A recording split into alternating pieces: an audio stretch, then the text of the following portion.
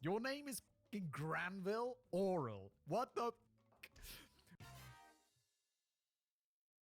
I am personally of the opinion, but not me, Dave, who wrote this script, is personally of the opinion that in all its forms, religion is the undisputed cause of more than 80% of the world's current problems. Yeah, I kind of agree with you, Dave. Religion, I don't know, right now, as I'm recording this, the whole Israel-Hamas thing is going off, and it's like, well, yeah, that's a religion thing, isn't it? For God's sake, stop it. However, if you catch me in a good mood, I'll at least admit that should you choose to do so quietly, enjoying your religion of choice does not necessarily make you evil. It certainly doesn't. Evil? It's like, if you're just enjoying your religion quietly, that's fine, carry on. What annoys me is when people are like, have you considered joining my religion? It's great. Be like, no. Leave me alone. Small church in Kansas.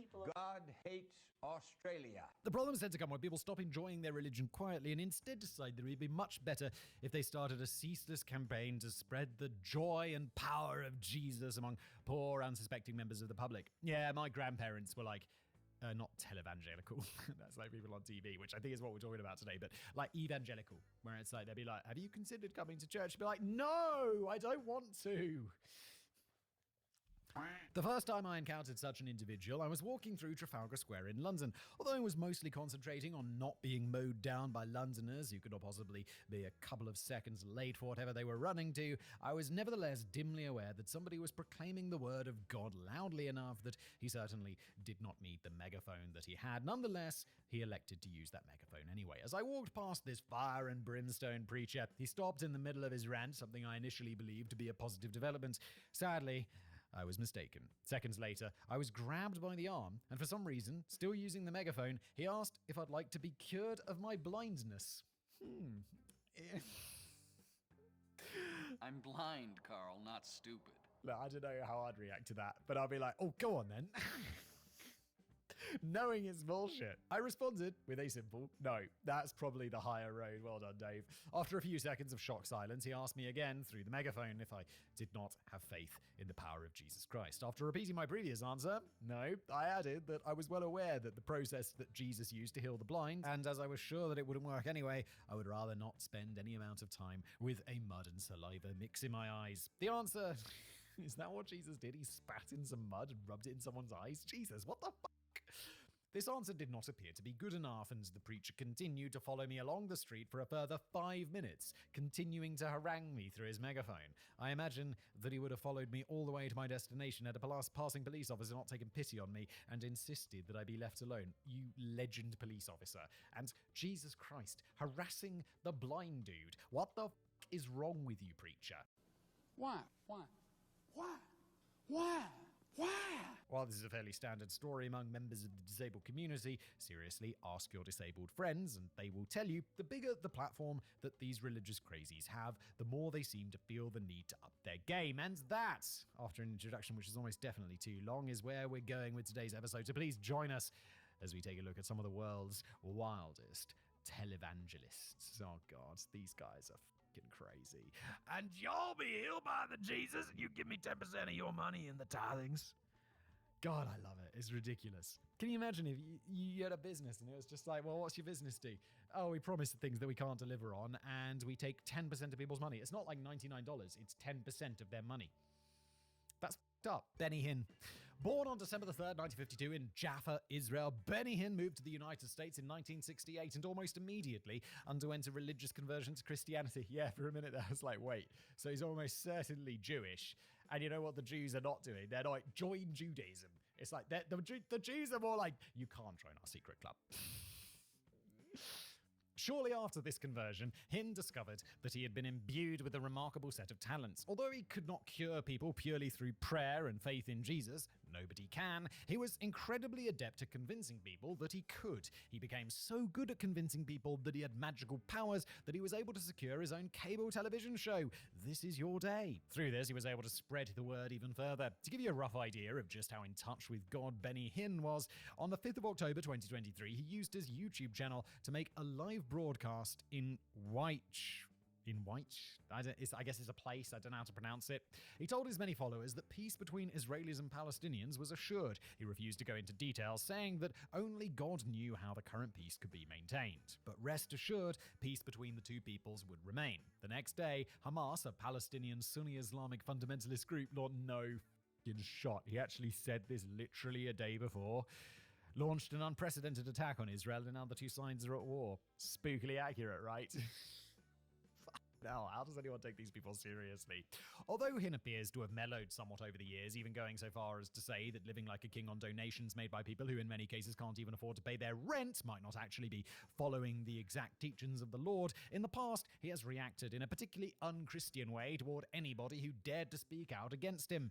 In one video, in which he talks about his critics, he said, "Sometimes I wish God would give me a Holy Ghost machine. I'd blow your head off." Oh my Lord. Oh no, he's coming for me with his Holy Ghost machine. Oh no, he's gonna get me.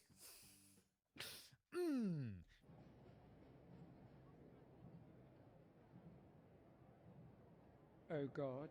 Fortunately, to this day, at least neither God nor anybody else seems to have seen fit to provide him with such a weapon. And he and his ilk often say to people who, for whatever reason, are not healed when he prays for them, but maybe their faith is just not strong enough. Kenneth Copeland. Oh, Kenneth Copeland. He's the demon guy, isn't he? He's like, "I need a private jet because I can't be flying in a commercial airplane with those demons." Kenneth Copeland. What the is wrong with you? He's dead, right? I mean, I hope so, allegedly. He recently died. Wasn't he the one who recently died, or was it like one of his mates? Oh no, Kenneth Max Copeland grew up in West Texas, close to a United States Air Force base. Having spent his childhood watching the activity at this base, he harbored dreams of becoming a pilot. In 1959, he would achieve this dream and begin working for a small airline. He'd go on to become both the personal chauffeur and pilot for Oral Roberts, Oral Roberts? Is that person's name really Oral? Who would become the inspiration for his later life's work. For those of you who are not familiar with this gentleman, his Wikipedia page has this to say about him: Granville Oral Roberts. Your name is f***ing Granville Oral. What the f***? Was an American charismatic Christian televangelist who was one of the first to propagate the prosperity gospel theology. Prosperity gospel theology, if I'm not mistaken, is the like, if you give money to me, it shall be returned to you many times over. And it's like, I have a fundamental misunderstanding of economics. While this is strictly true, I much prefer the alternative description provided by the grandson of a lady whom he persuaded to part with their life savings. The alternative description goes something like this, quote, not us saying this, it's a quote, we're just reporting what other people have said. Roberts was one of the first people that realized the awesome power of television broadcasts. Rather than spending days and days going door to door and maybe convincing a few people that you can make a financial contribution to God and you'll be financially rewarded in turn, he realized that you could just do one TV show and money would come pouring in. Copeland was even better at this than his mentor, and by the time of writing, he's amassed a personal fortune of approximately $760 million. Largely made up of donations made by those convinced that giving to him was tantamount to giving to God, and therefore they would receive much more in return. However, the way he described his benefactors left more than a few people rather upset. Obviously, in order to maximize profits, I mean to spread the word of the Lord as far as possible, it makes sense for Copeland to travel around a bit. Rather than flying commercial, it is him, he is the demon guy.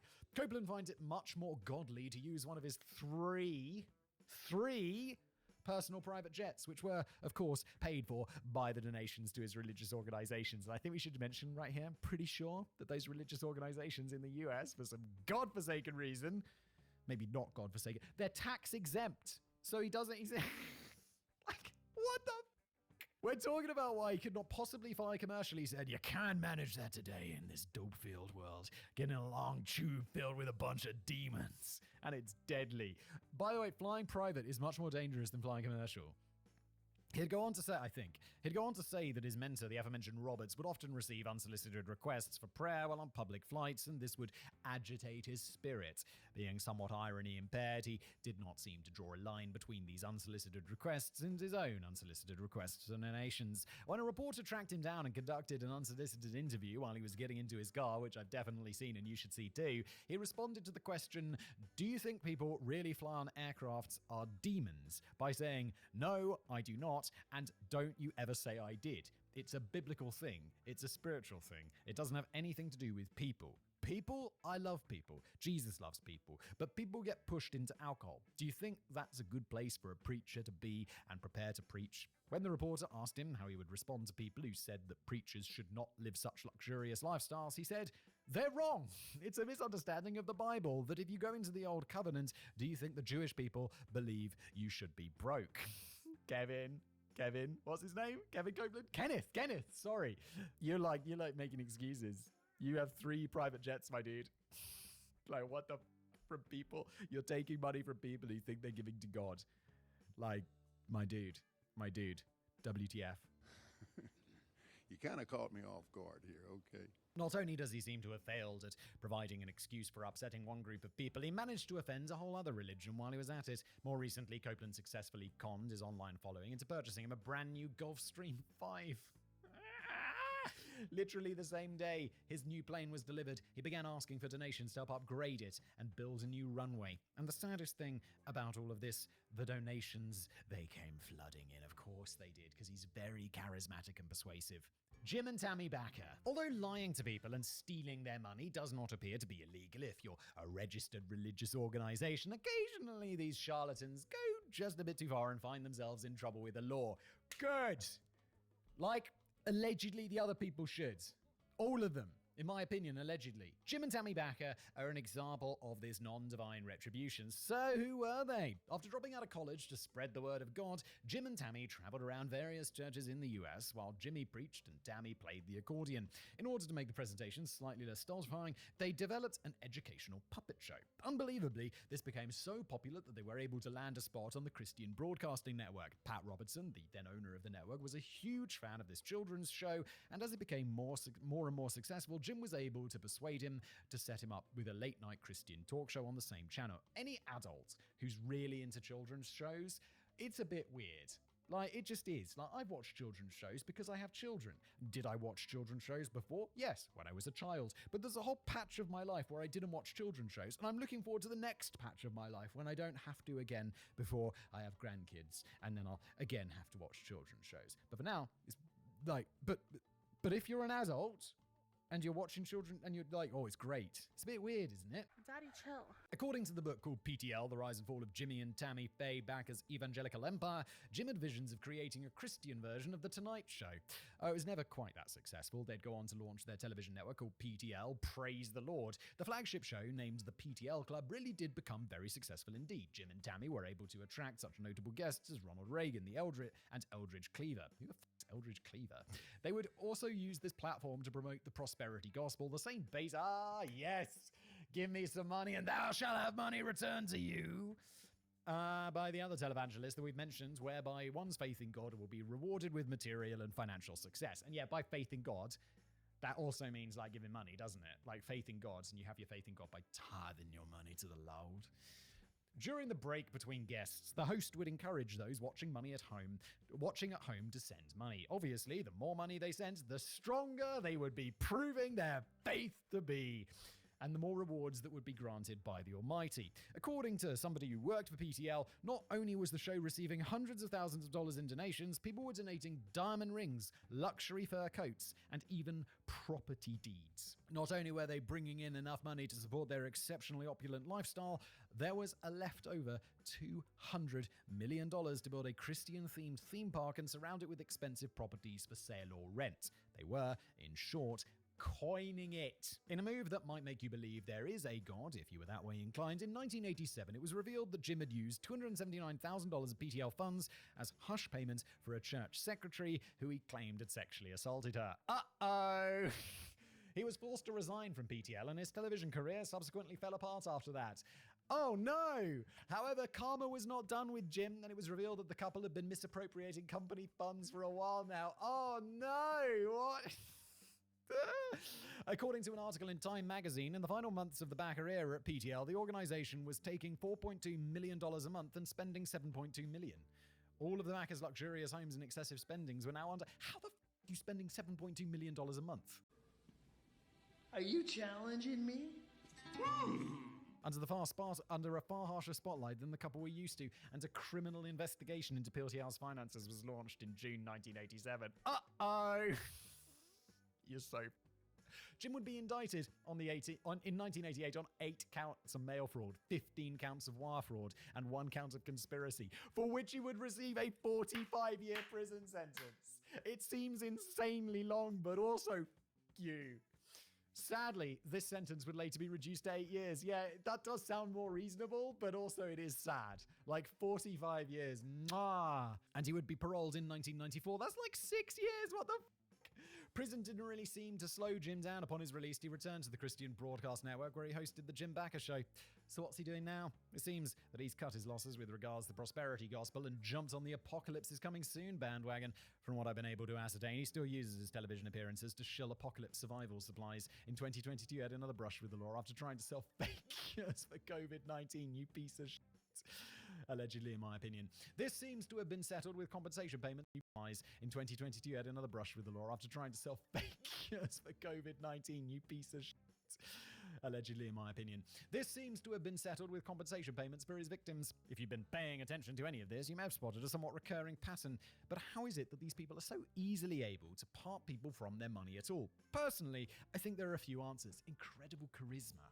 These people are super charismatic. Humans, by our very nature, are inclined to strive for the unattainable. While this has undoubtedly been beneficial with regards to advancing the human race all the way from living in caves to being able to watch videos such as this one on a platform such as YouTube, hello there, it also has its downsides. The mere existence of things like casinos, lotteries, or scratch cards is proof of that. Also, when you're down on your luck, you're generally more susceptible to confident words spoken by an outwardly confident individual. Many of these people often start their scam by explaining that they, at one point, had nothing just like you. Through their faith in God alone, they began to acquire wealth, and just look at them now. What have you got to lose? A few moments later. I am never gonna financially recover from this.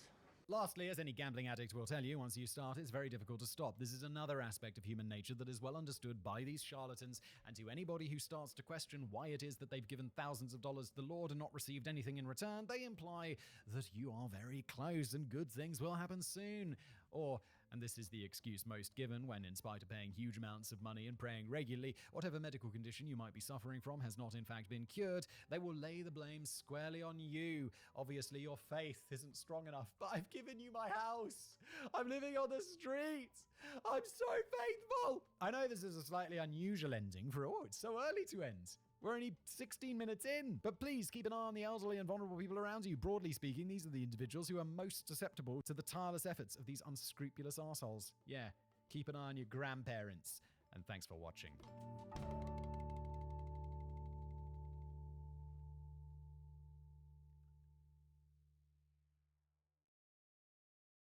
Have you considered joining my religion? It's great. Be like, no, leave me alone.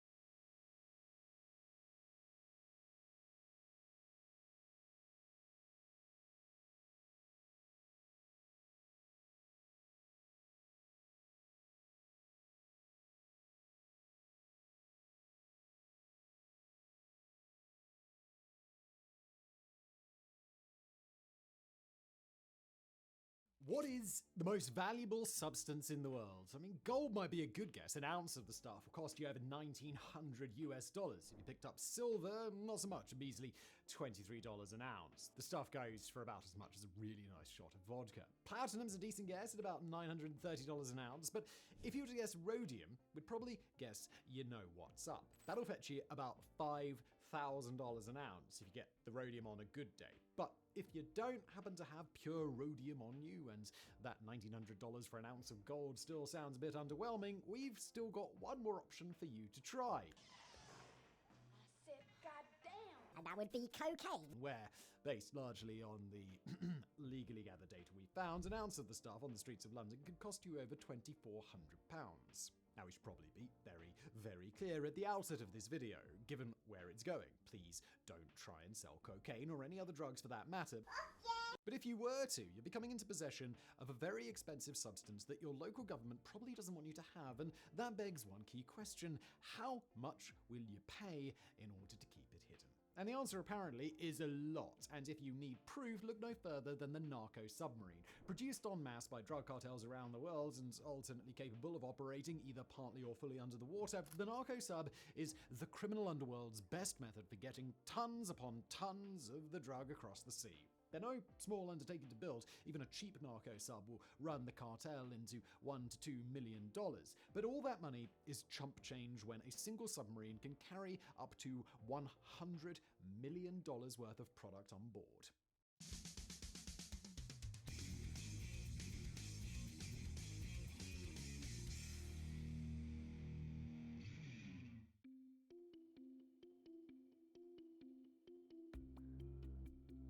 Now, in order to understand the narco sub, we first got to understand the world for which the concept was designed.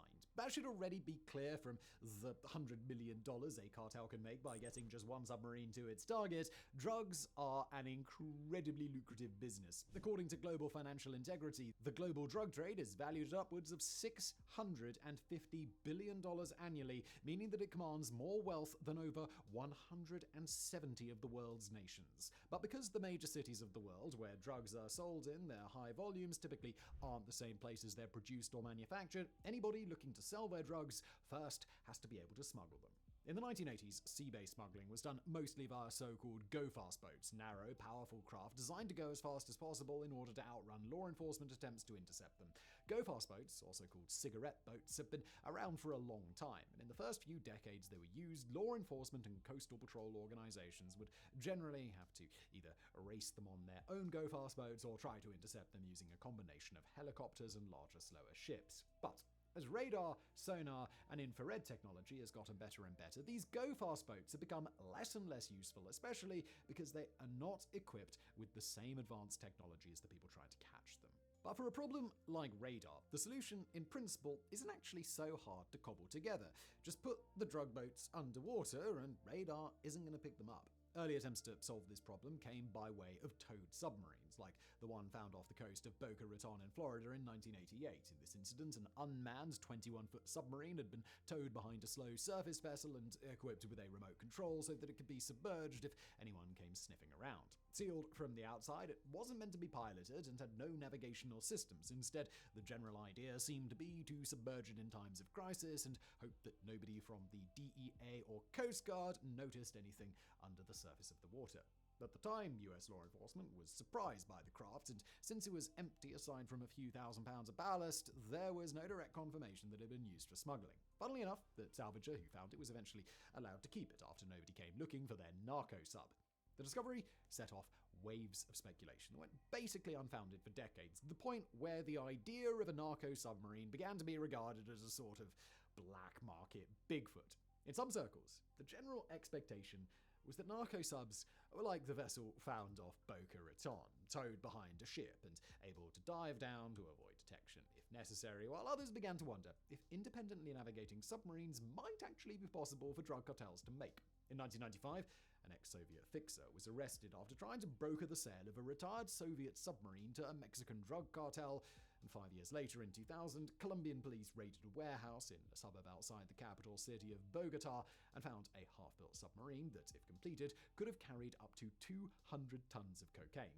With time, more and more of the subs started popping up, and eventually, US authorities believed that they'd been able to interdict over 10% of the subs in transit. Definitely not a high efficacy rate, but a good indication that a whole lot of subs were down below the waterline.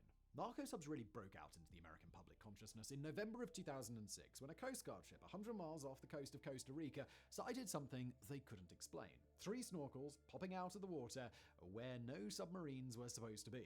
Naturally, the Coast Guard did what the Coast Guard does. They got closer to check the situation out. When they did, the air pipes ended up being attached to an entire 49-foot-long homemade submarine. Its passengers included 4 smugglers, 1 AK-47, and 3 tons of cocaine with a street value of well past $50 million. It wasn't the first submarine caught that year. Several had already been picked up in 2006 and more in the years prior.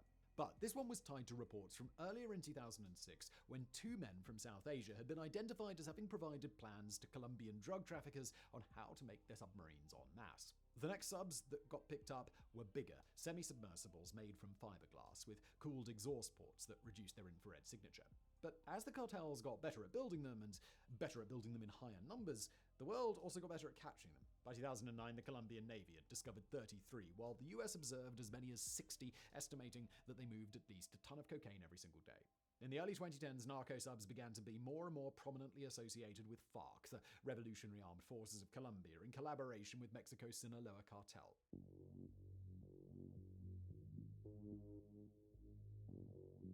Then, by 2014, US analysts had begun to work out a classification system to understand the kinds of narco subs that they were seeing. In a brief prepared by Byron Ramirez and Robert G. Bunker, the craft were broken up into 3 categories: low-profile vessels that sat very low to the water, nearly but not quite submerged, self-propelled semi-submersibles that could dip below the water, and fully submersible vessels which are exactly what they sound like. That was in addition to narco torpedoes, the towed versions we mentioned earlier, as well as static narco containers, boxes that are bolted or placed magnetically on the underside of cargo ships. Now, we're not really going to be talking about those, and they're fairly self-explanatory, but they at least deserved a quick mention here.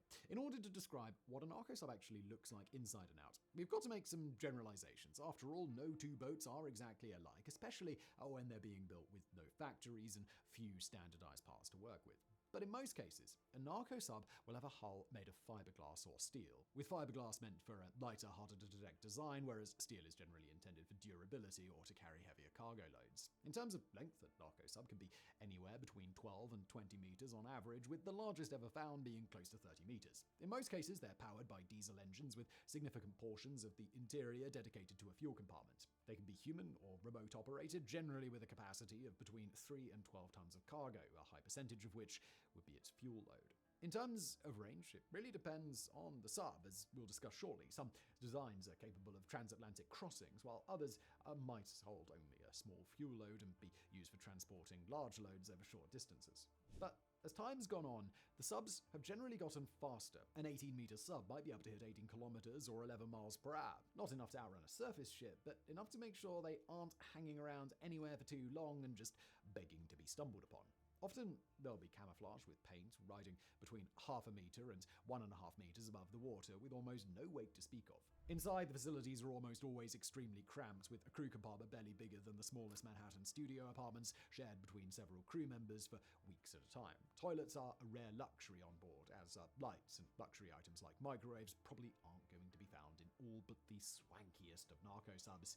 In addition to the fuel compartment, any area of the boat that isn't explicitly necessary to keep its crew alive is going to be devoted to storing drugs. After all, everything on board a narco sub is done in service of the product. Comfort, or even survivability, just a bit of an afterthought. While the vessels are out on the high seas, many suspect that they receive logistical support from innocuous-looking surface vessels that could be refueling in order to make longer journeys, resupplying food to keep everyone fed, and also giving them intelligence so that the submarines can avoid coastal and open ocean patrols.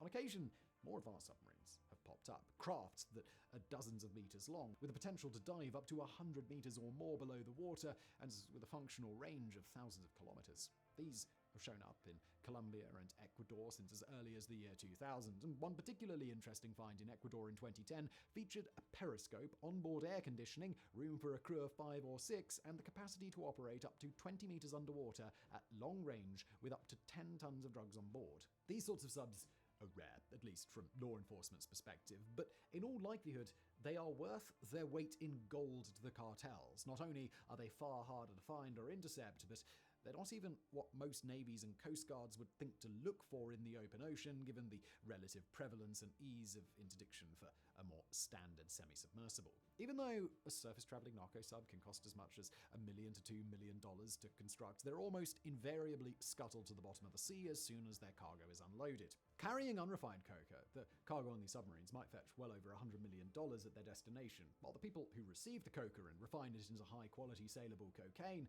may well double the figure that they paid to get it. With profits like that, the price of the submarine that transported it is barely more than a rounding error, meaning there is zero financial incentive to risk someone getting caught with a sub rather than just getting rid of it and building another for the next trip. As a result, many narco sub discoveries only come when they wash up on foreign shores long after their illicit cargo has been cleaned out. But just as hard as constructing a submarine like this is being able to build them away from the grasp of law enforcement. In Colombia, for example, early narco subs would be built in the jungles using teams of 15 to 20 laborers who would be compelled to stay on the premises until the submarine was done in order to avoid its location being betrayed to local authorities. Relying on generators for electricity, these teams would cobble together their submarines using hand tools without any of the elaborately machined parts that would have made them into, well, anything other than a death trap. Fittingly, these homebrewed submarines were nicknamed a tord or coffins in Colombia for their tendency to disappear at sea. But the logistical management required for these sorts of operations deserves their own consideration. Not only does heavy material and expert personnel have to be transported to these remote locations, but they've got to get everything there without leaving a trail and run a camp for the length of time that it takes to build one. Some estimates put the time needed for construction at upward of a year. One account of what it was like in one of the early narco subs came courtesy of a New York Times expose published in 2009 after interviews with a Colombian fisherman who had agreed to complete a trip in a narco sub for $3,000 in pay. Escorted by armed men into the Colombian jungle, the fisherman was put into a cramped 3-section submarine where he and 3 others lived off dry noodles and bottled water in a 12 by 6 foot hold. The submarine, navigated with GPS and steered with a splintered wooden wheel from a sailboat, was carrying some 7 tons of cocaine worth almost $200 million. The sub, moving at barely 7 miles per hour, checked in twice daily with a home base to get navigation coordinates. Although this particular trip was unsuccessful due to the sub losing contact and being set adrift, the fisherman had it explained that the submarine would be met by go-fast boats off the coast of where they were headed, and the craft would be offloaded and sunk, joining hundreds of others scuttled across the sea floor.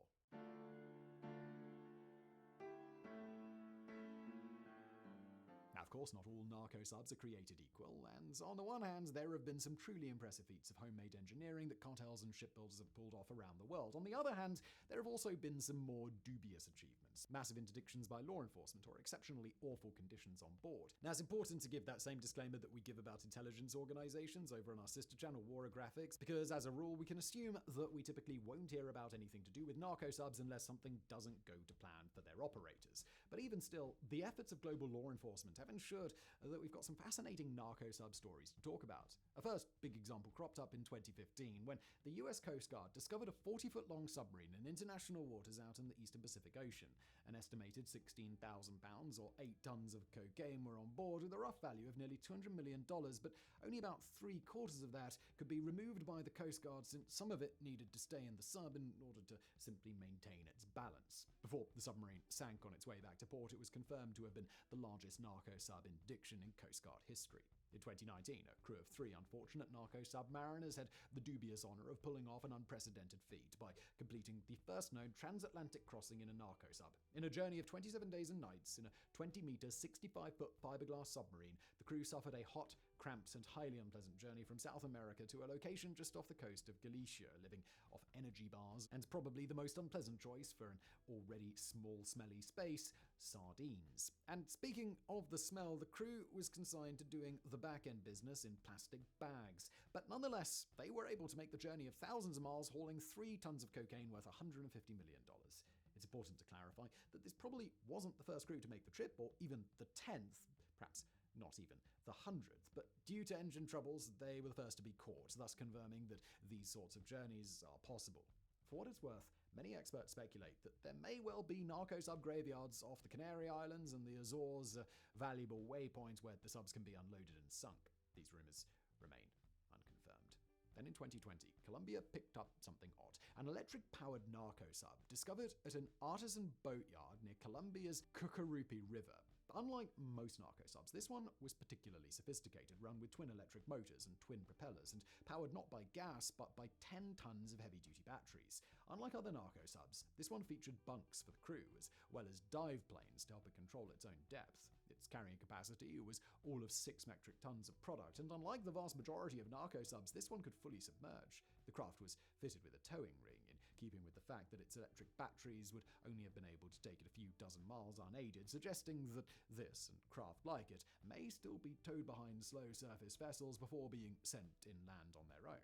A similar electric sub had been found in the same area in 2017, suggesting either a common master builder or a wider trend of electric-towed subs that are basically unknown to global law enforcement. Very recently, in the narco sub saga, a 2023 raid in the Cauca and Nariño departments, basically provinces in Colombia, led to the discovery of entire secret shipyards in the jungle. Operating out of the city of Buenaventura, the group behind the shipyards apparently wasn't tied to a specific cartel, but were instead freelance builders marketing their services out to various criminal organizations.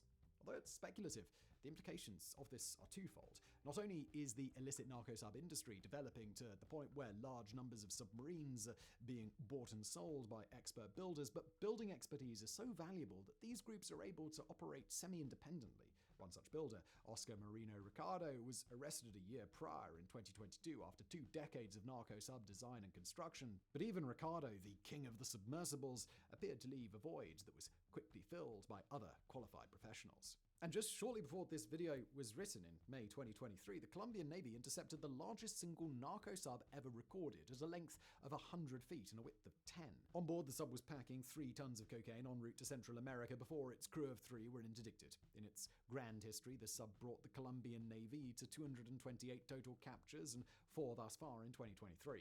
2 weeks later, Colombia would get another one, and its crew was midway through trying to sink the 5,000 pounds of cocaine that were on board. This sub was 55 feet long, crewed by 3 men who are now facing some 14 years in prison. And in all this talk about narco subs, we've got to circle back once more to that key point we mentioned at the outset. We just don't know what else is down there. According to the US Coast Guard's own estimates, the service believes that it captures barely 10% of the submarine traffic that passes through US waters, and given that not all narco subs are created equal, it's entirely likely that it's the louder, slower, or less professionally piloted ones that are getting caught. And even these estimates of about 10% are based on statistics where more advanced, higher capacity, fully underwater submarines are hardly ever counted. In this realm, we simply don't know what we don't know. There could be only a handful of these submarines in existence around the world, or they could be operating with impunity with elements of construction and design that we don't even know are possible. Whatever the full reality of the narco sub is, it's hidden under the sea, in a place few things are ever revealed in full, and where we, here on Mega Project, certainly won't be swimming around ourselves. But with such a booming narco sub industry all around the world, it seems all but guaranteed that these boats will continue to do their work. Each of them one intrepid, foolhardy crew, and their 20,000 kilos under the sea.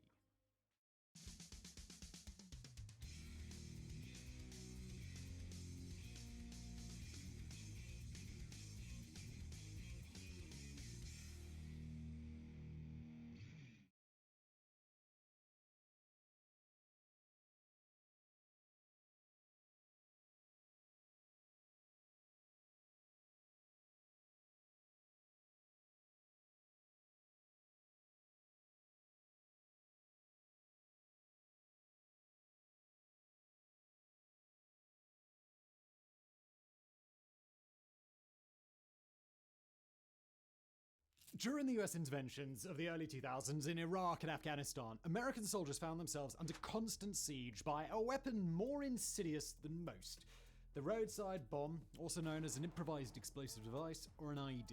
Functionally, a do-it-yourself version of a landmine, the IED was, and still is, a primary weapon of insurgency in both those nations. IEDs require no direct confrontation with American troops, they require no firefight or hit-and-run attack, and they could be placed around the country just about anywhere to cause the Americans pain in their own back lines, far from where they had thought the enemy was.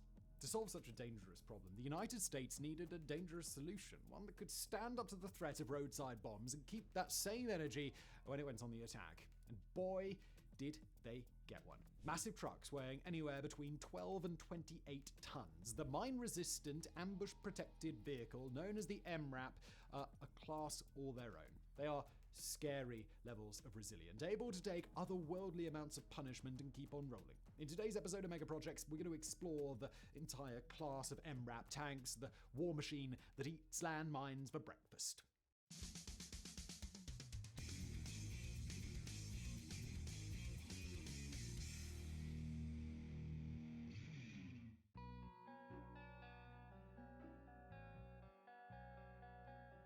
Now, before we get into how the MRAP came about, it's important to note that we're not just talking about one vehicle here.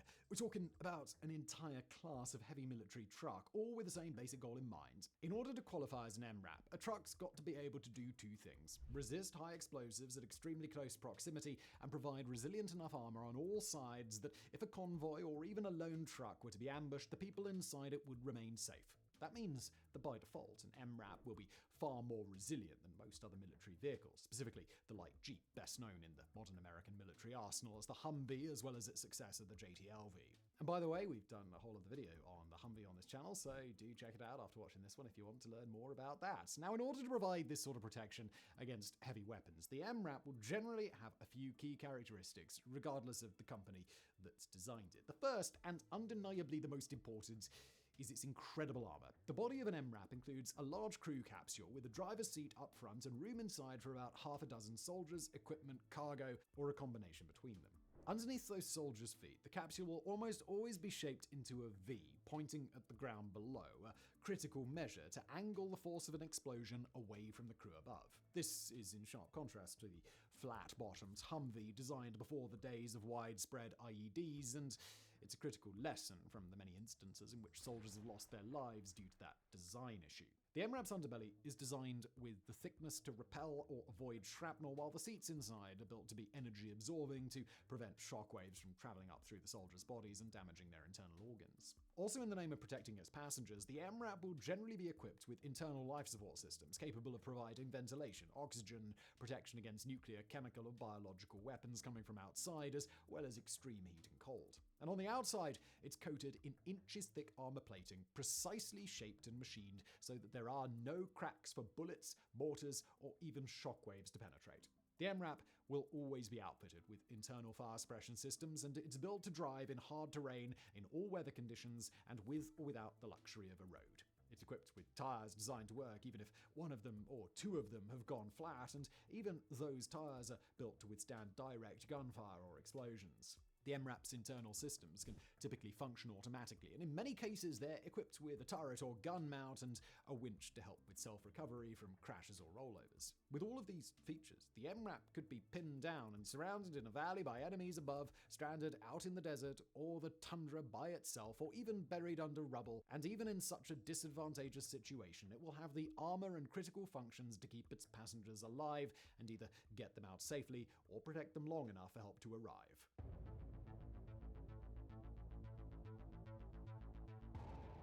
Now, while the modern MRAP is synonymous with the American military and its global partners, the MRAP story actually begins during South Africa's incursions into neighboring countries during the 1980s, where in each of its conflicts, and especially its occupation of the area now known as the country of Namibia, South African soldiers found themselves battling the large-scale use of landmines as a primary instrument of war.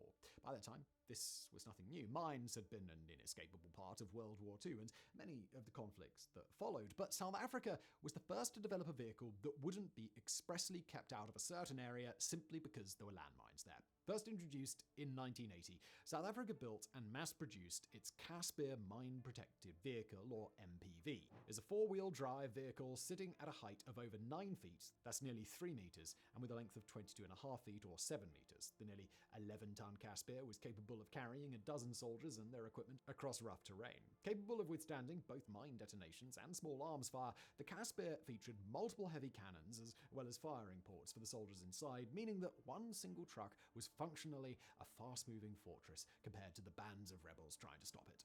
These trucks, aptly nicknamed Citadels, were the start of a long list of variants and subsequent generations, and when the United States came looking for an MRAP design in the early 2000s, the qualities they defined in an MRAP of choice basically mirrored the example that the Caspier had set.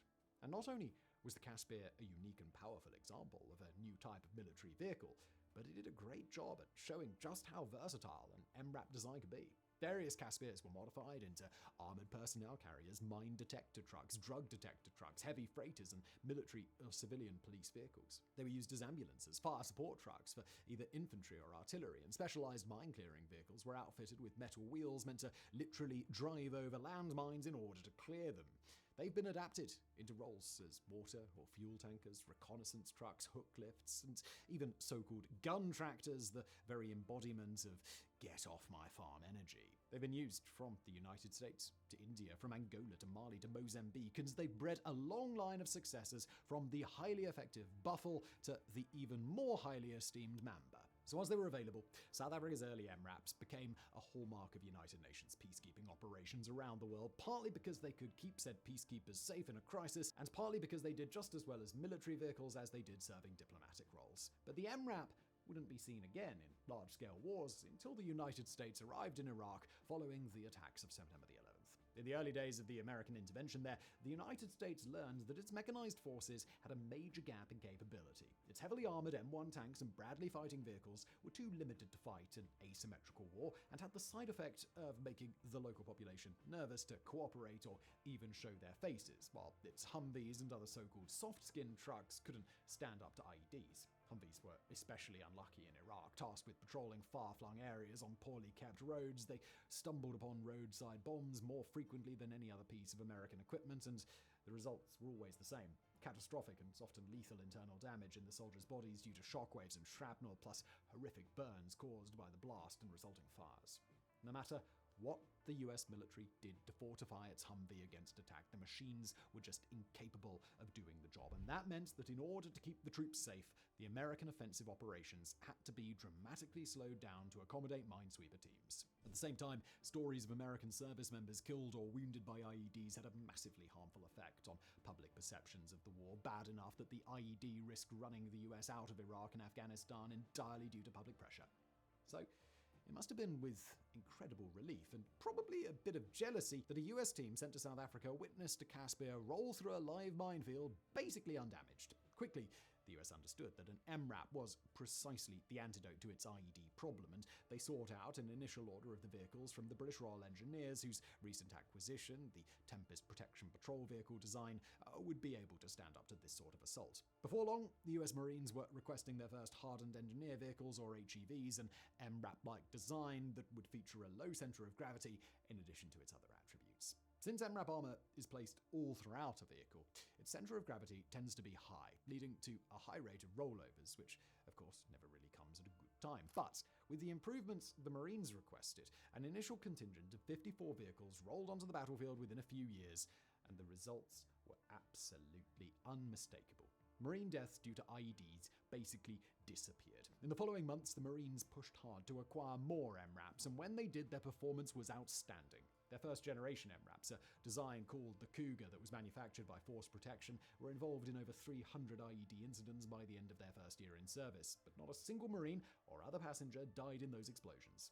Before long, the US Department of Defense had started a pan-military MRAP program with the intent of procuring a much wider variety of the vehicles and sending them to a variety of forces and operational units. The DoD looked for MRAPs in 3 categories: smaller, lighter, mine-resistant utility vehicles, mid-sized joint rapid response vehicles, and large, heavy trucks that could be used for mine clearing. Over the better part of the following decade, the DoD would procure nearly 28,000 MRAPs for service in every corner of the US military.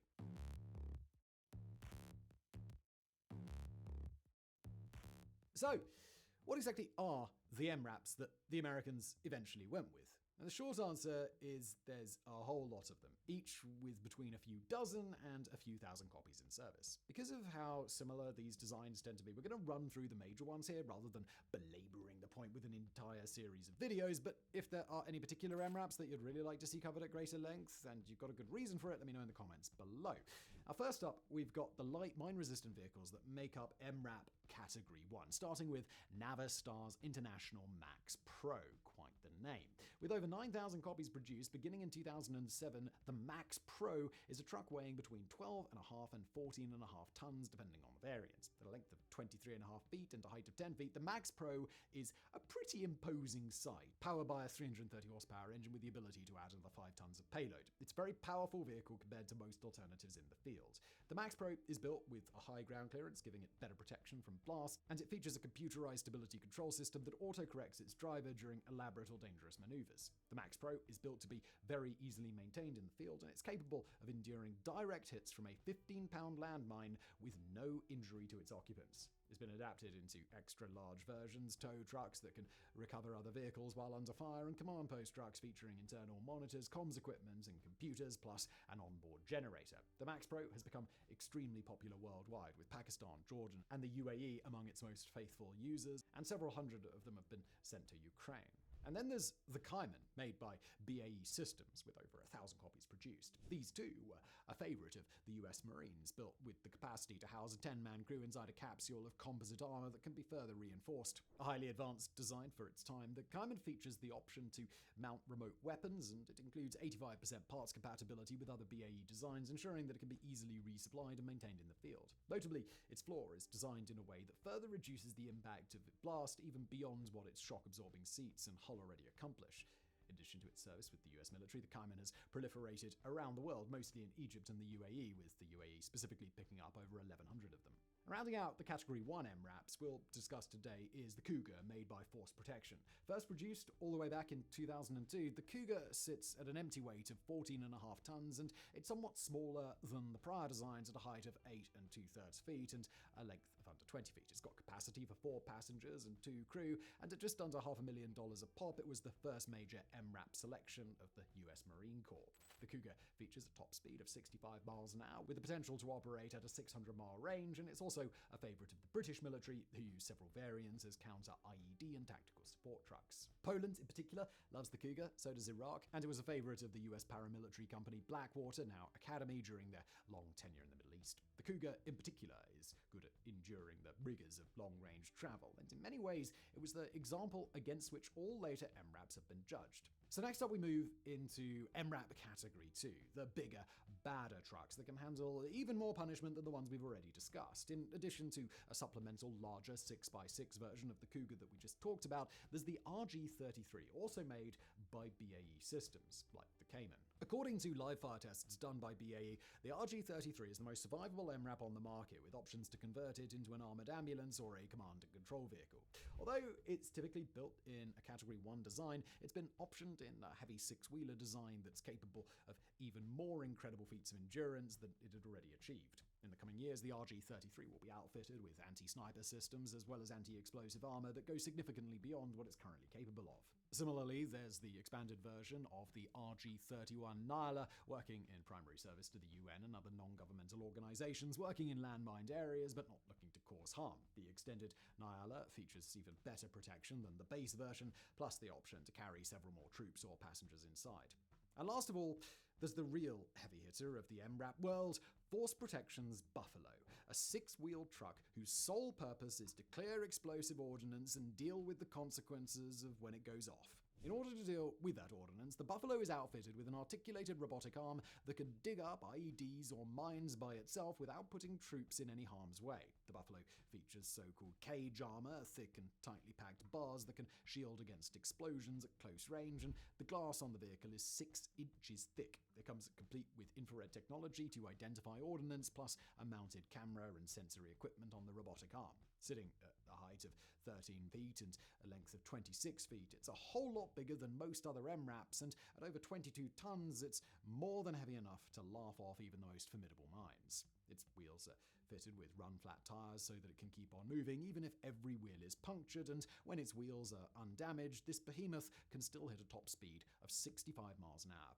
About 650 are in service to the US, while Pakistan, Canada, and the UK each have a handful of their own. And as much as it's great to study all the MRAPs that have worked spectacularly, we've also got to pay brief tribute to the ones that didn't for various reasons. The Oshkosh Alpha, initially marketed to phase out the Humvee, was being built using technology that was offered for use in NASCAR racetrack walls to shield against crashes, but it ultimately wasn't survivable enough to make the cut. An MRAP version of Textron's M1117 Guardian went by the wayside as well when it failed ballistics testings in 2007.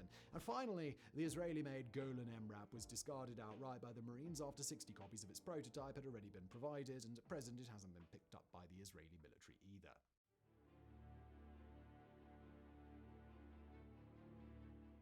Now, once the United States military decided to adopt the MRAP at large scale, it quickly emerged in force across Iraq and Afghanistan.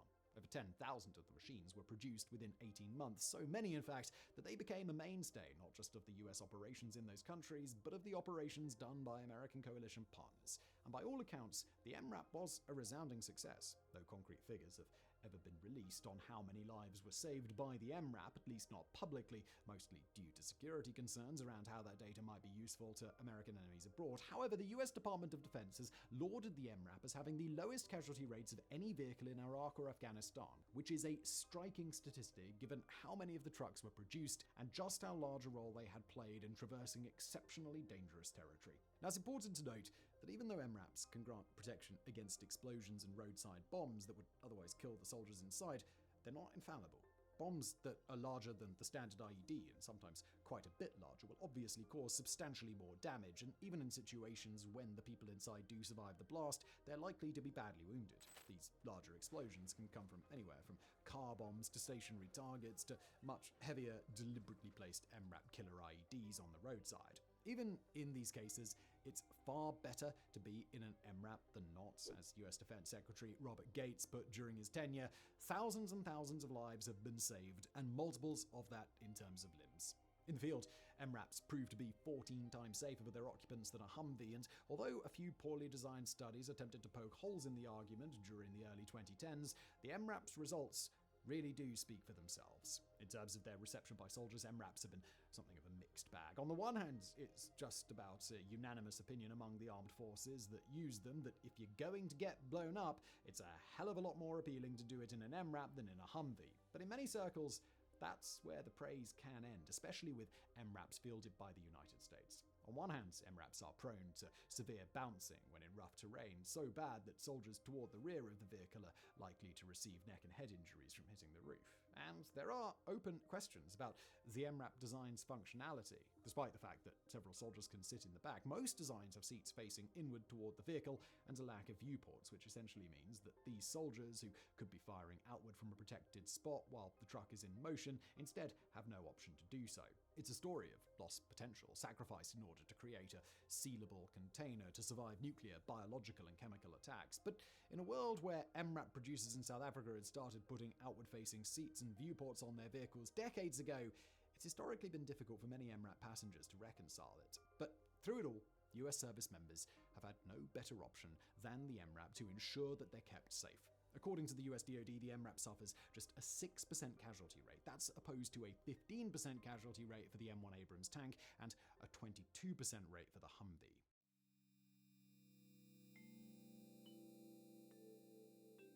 Now, away from the front lines and in parts of the world reeling from the after effects of war, MRAPs play a crucial role in keeping humanitarian aid workers safe. Sometimes these are workers tasked with bringing relief to a village located on the far side of a known minefield. At other times, they're used to cross badlands full of insurgent forces in order to ferry personnel and supplies into areas where they're needed most. They've shown the hardiness required to forge through areas disrupted by national disaster, including in the United States, where they've been used to evacuate people from the path of a hurricane or a ford of rising floodwaters.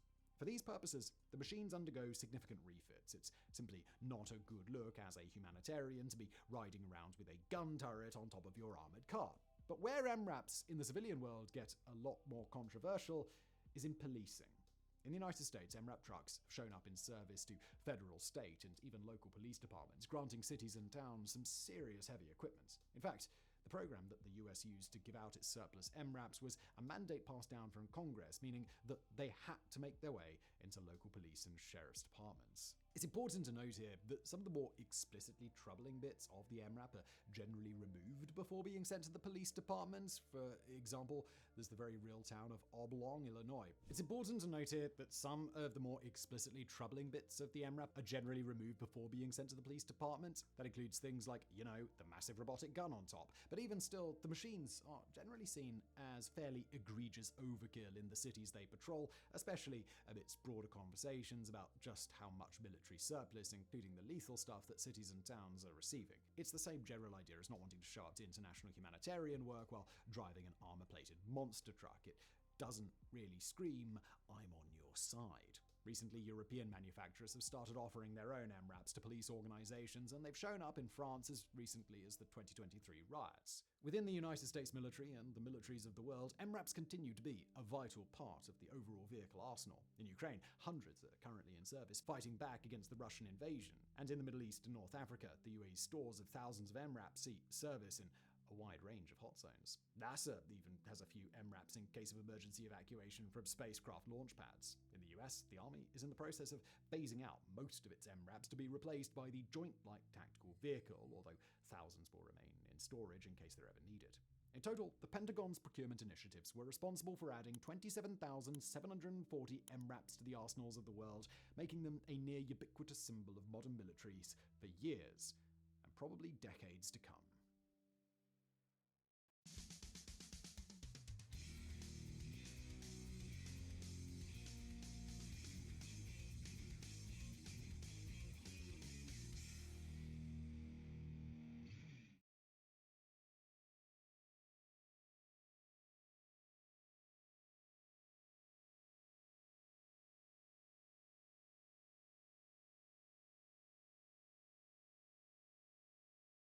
This is the International Dateline. It's the line that the entire world uses to divide the planet into two separate spheres. Everything to the east of the line is the Western Hemisphere, and everything to the west of the line is the Eastern Hemisphere. It's also the line where the calendar days of our world both begin and end. The time difference from one side of the line to the other is precisely 24 hours, meaning that if you cross the line from the east over to the west, you immediately add 24 hours to your previous time, and you skip forward an entire calendar day. And conversely, if you travel across the line in the opposite direction, from the western side over to the eastern side, you subtract 24 hours from your previous time and you go back an entire calendar day. This is why flights from Asia, Australia, or New Zealand on the western side of the line over to North America on the eastern side of the line results in so much time zone chaos and jet lag. It's why a flight from Los Angeles to Tokyo aboard American Airlines departing at 10:05 a.m. local time on January 18th in California takes 12 hours to accomplish, but arrives in Tokyo at 3:05 p.m. the following day on January the 19th, 29 hours after you left from Los Angeles. And it's why in the reverse direction, your return flight from Tokyo back to Los Angeles on January 25th departs at 8:25 p.m. local time in Japan in the evening, flies for 9 hours and 55 minutes, and arrives in Los Angeles at 1:20 p.m. in the afternoon on the same day of the 25th. 7 hours and 5 minutes earlier than the time you departed from back in Tokyo. You'd think that the line across the Pacific where this 24-hour time zone shift happens at should be a straight, easy-to-follow line so the navigators would know exactly when and where to shift their time forwards or backwards by an entire day. But oh boy, no it's not. Instead, it is a very complex line that zigs and zags around in multiple directions that causes all kinds of chronological headaches and confusion in multiple bizarre anomalies. At various points, the line runs directly in between these two islands that are only 2.5 miles apart geographically, but are 21 hours apart in time zones. Here, the International Dateline violently hooks eastwards for hundreds of miles, to include a large stretch of islands immediately due south of Hawaii, that are chronologically an entire 24 hours behind Hawaii. And even further south, the line divides another pair of islands that are only a 15-minute flight apart from each other, but maintain a 24-hour time difference. Meaning that you can enjoy your birthday or favorite holiday on the western island, and then immediately fly 15 minutes to the other eastern island to enjoy it all over again. Because of the way the International Dateline zigs and zags around, for 1 hour every single day, there are theoretically 3 separate calendar days going on at the same time at inhabited places on the Earth's surface, between 10 a.m. and 10:59 a.m. UTC time in the UK. Between UTC 10 a.m. and 10:59 a.m. Thursday, for example, it'll be Thursday morning in the UK and Thursday for most of the rest of the world. But it will be 11 p.m. to 11:59 p.m. on a Wednesday night in American Samoa, and it'll be 12 a.m. to 12:59 a.m. very early morning Friday in the small island of Kiridamati in the Central Pacific, where the International Dateline forms that big hook to the east immediately south of Hawaii. So, why does the International Dateline even look like this in the first place? Why does it look so stupid on every single map?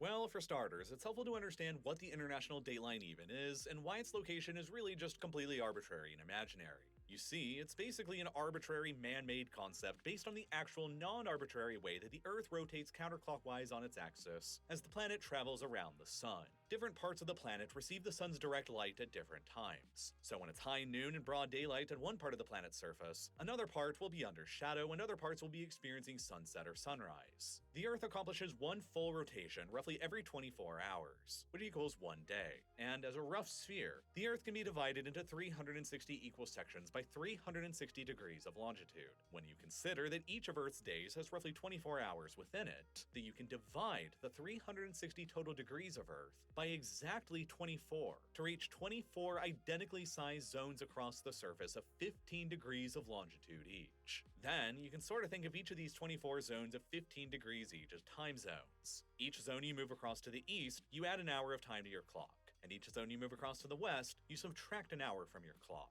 But the Earth isn't infinite. There's only 24 of the time zones, and so you need to figure out a location to start your clock at and where to reset it at. One single line of longitude must be selected as a reference point to begin your addition or subtraction east or west from, which represents the hypothetical prime meridian or 0 degrees of longitude line. Any of the 360 total lines of longitude could be hypothetically selected for this purpose. But regardless of which one you do choose, as you steadily move through the time zones east or west from it, you eventually travel through either 12 zones east and add 12 hours from your original time, or you travel through 12 zones west and subtract 12 hours from your original time until you arrive at the same exact place from both directions, the anti-meridian.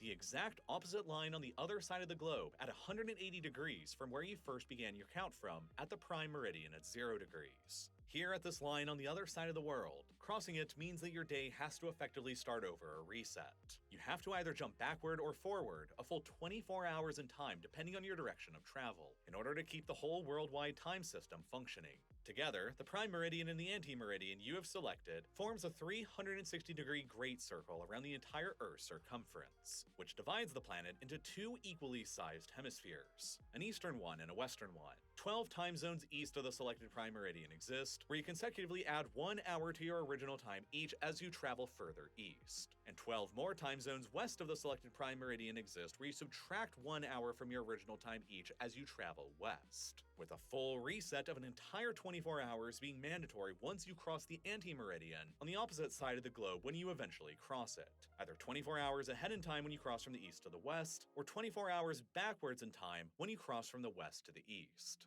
And remember, where you choose to set your prime meridian and corresponding anti-meridian at is completely arbitrary. For literally thousands of years, humanity was generally aware of this phenomenon, and for many centuries, most kingdoms, empires, and civilizations used their own separate interpretation of the prime and anti-meridian to keep track of time as it made sense for themselves. The French used the line of longitude running through Paris to determine the prime meridian that they were using to keep track of time as they traveled away from the capital, while the Germans most often used the line of longitude running through Berlin. The Danes used the one running through Copenhagen, and the Chinese used the one running through Beijing. The British, of course, were not any different from any of the others, and so they used the line of longitude running through London to determine their own prime meridian, that they used to keep track of time as they traveled westwards or eastwards. Eventually, in the 1850s, this coalesced into the British system of time, properly defining the prime meridian that they were using as following the line of longitude that ran precisely through the Royal Observatory in Greenwich, a town in the southeast of London. As the maritime-based British Empire dominated the entire global system of trade, commerce, and travel across the 19th century, approximately 2/3 of all the ships in the world plying the world's oceans by the late 19th century were already using this British-based system of global timekeeping anyway, with the prime meridian based on the line running through Greenwich. And conveniently, the selected anti-meridian or international dateline opposite of the prime meridian largely ran through a mostly uninhabited stretch of the Earth's surface across far eastern Siberia, and then through the mostly empty Pacific Ocean all the way down to Antarctica. As the 19th century progressed, globalization was steadily bringing world trade and commerce ever closer together. But the 1/3 of the ships on the world's oceans that were still using competing systems of global timekeeping with differently defined prime meridians and international datelines was making international business and trade relationships inefficient and needlessly cumbersome.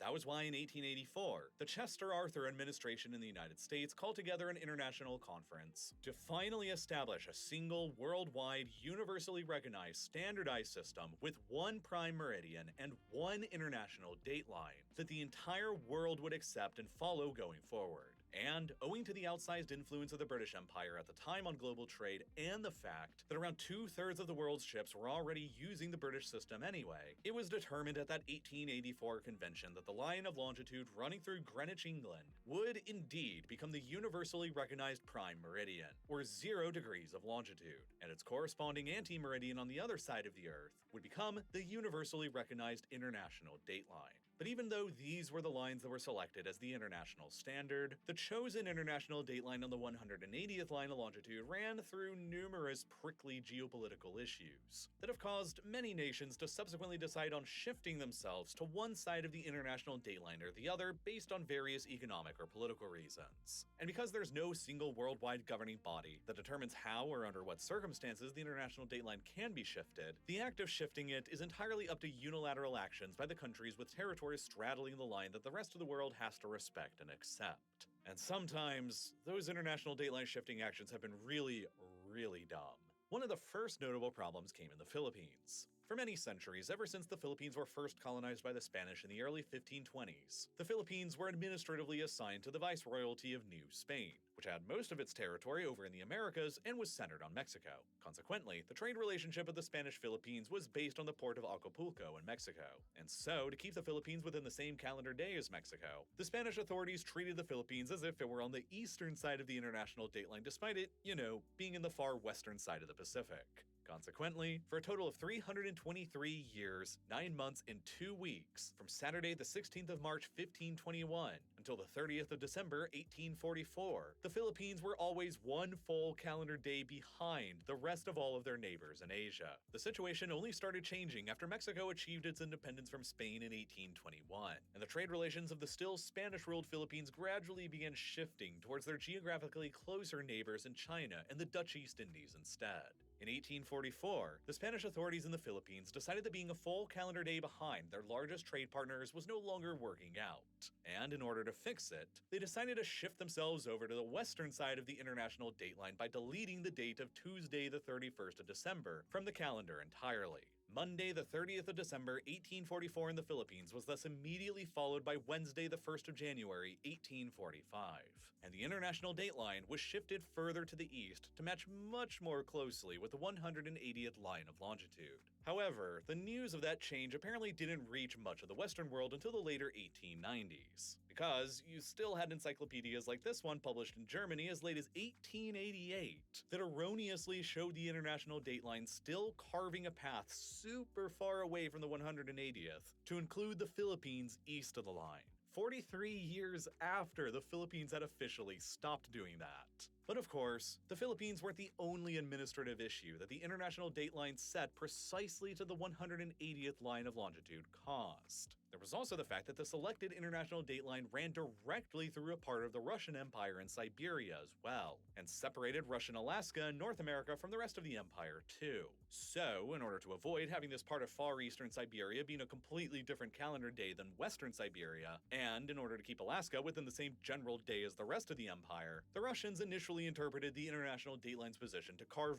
violently eastwards to keep the entirety of Alaska west of the dateline. Which means that for a time in the 19th century, the international dateline effectively looked more something like this, which is way more ridiculous than it looks like today. But, naturally, when the United States purchased Alaska from the Russians in 1867, Washington decided to promptly shift the international dateline westwards to put the new Alaskan territory completely east of the line in order to keep it all in line with the rest of the American time zones that are all east of the international dateline. The transfer ceremony exchanging the sovereignty of Alaska from Russia to the United States therefore happened at 3:30 p.m. local time on Saturday, the 19th of October, 1867, which was immediately shifted backwards a full 24 hours in time to 3:30 p.m. on Friday, the 18th of October, 1867, effectively starting a full 24 hours all over again for Alaska. This is why in modern times today, the international dateline doesn't follow the 180th line of longitude exactly in the north, but it zigzags to keep all of Russia's territory west of the line and all of America's territory east of the line.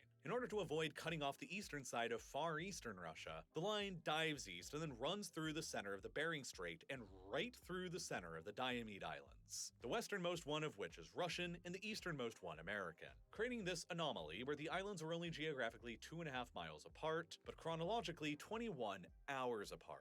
The international dateline then zigzags back far to the west and far away from the original 180th line of longitude in order to keep all of Alaska's Aleutian Islands all within the same time zone and the same calendar day as the rest of the state. The international dateline shifts as far west to keep Alaska's Odu Island east of the line and Russia's Commander Islands west of it, before it bends back to the southeast again and returns back to follow the 180th degree line again.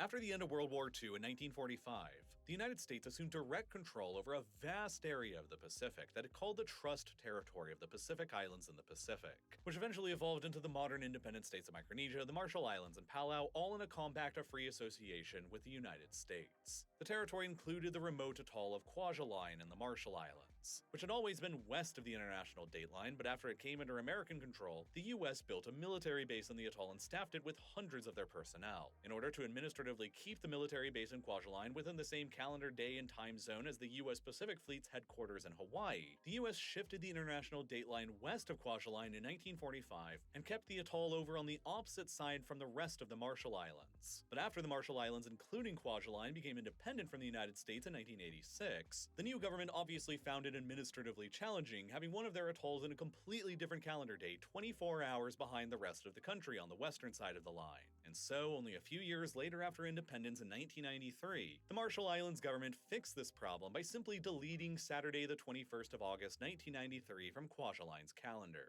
The people of Kwajalein, unfortunately, only got a one-day weekend that week of August, as the days simply shifted from Friday the 20th immediately to Sunday the 22nd, and Kwajalein was shifted back over to the international dateline's western side.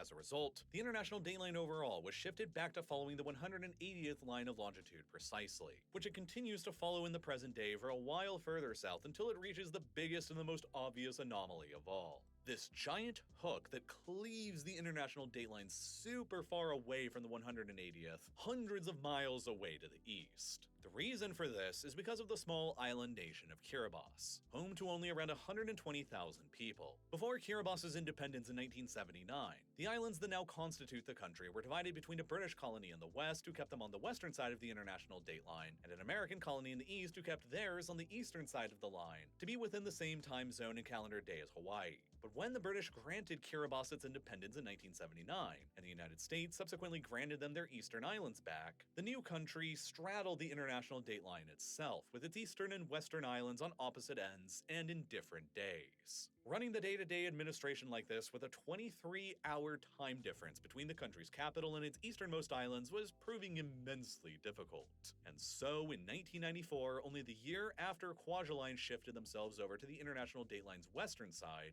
Kiribati became the next country to decide on shifting the boundaries of the international dateline again. In order to keep the entire country within the same general calendar day contained within 3 time zones all to the west of the international dateline, Kiribati decided to shift the international dateline all the way east to nearly the 150-degree line of longitude. About 30 full degrees, or roughly 2 entire conventional time zones east of where the anti-meridian truly lies along the 180th degree of longitude. They did this by deciding that Kiribati's easternmost islands would delete Saturday the 31st of December 1994 from their calendar, effectively skipping immediately from Friday the 30th of December 1994 to Sunday the 1st of January 1995. Technically speaking, though, the terms of the previously agreed upon 1917 treaty titled The Anglo-French Conference on Timekeeping at Sea continues to remain valid.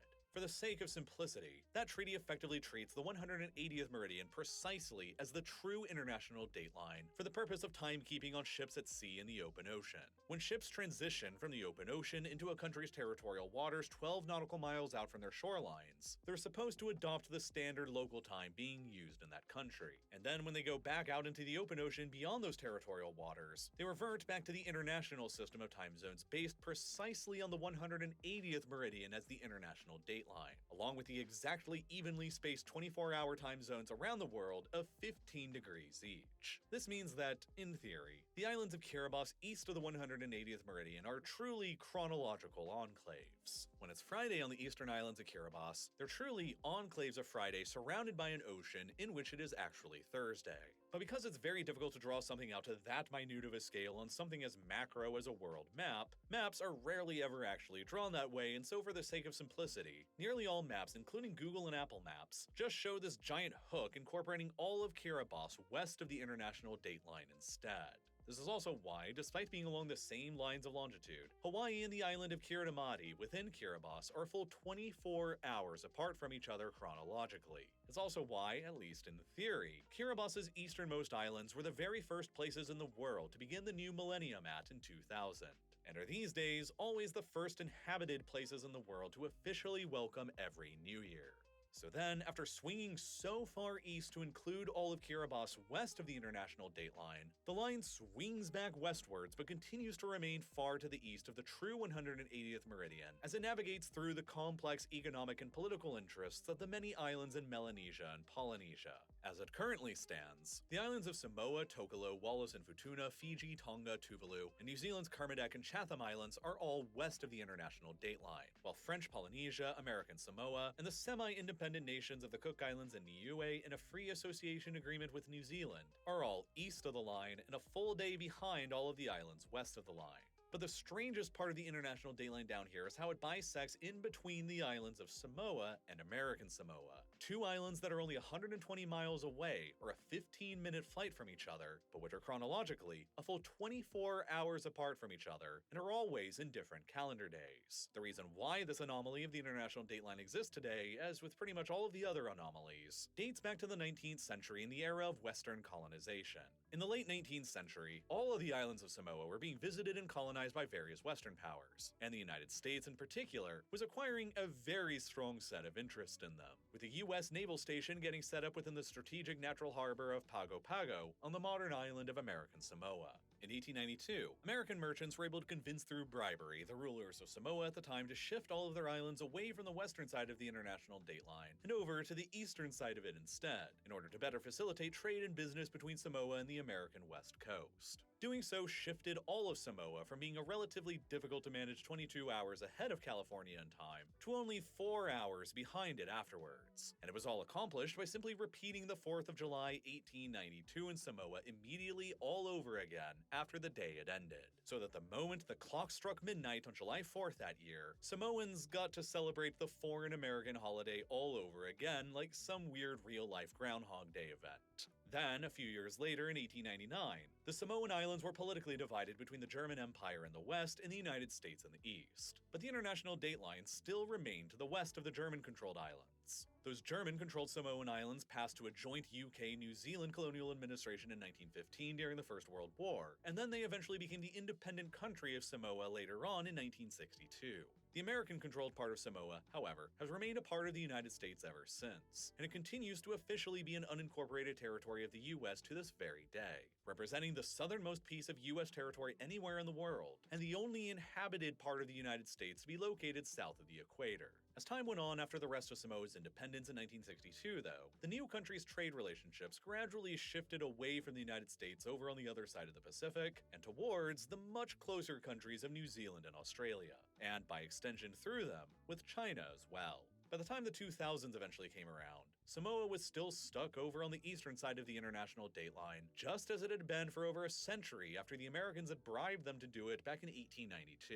And that fact was severely hampering Samoa's ability to conduct business with their new largest trading partners. When it was a Friday in Samoa and business was open, it was already Saturday in New Zealand and Australia and business was closed. And when it was Sunday in Samoa and mostly everyone was taking the day off for church, it was already Monday in Australia and New Zealand. Zealand.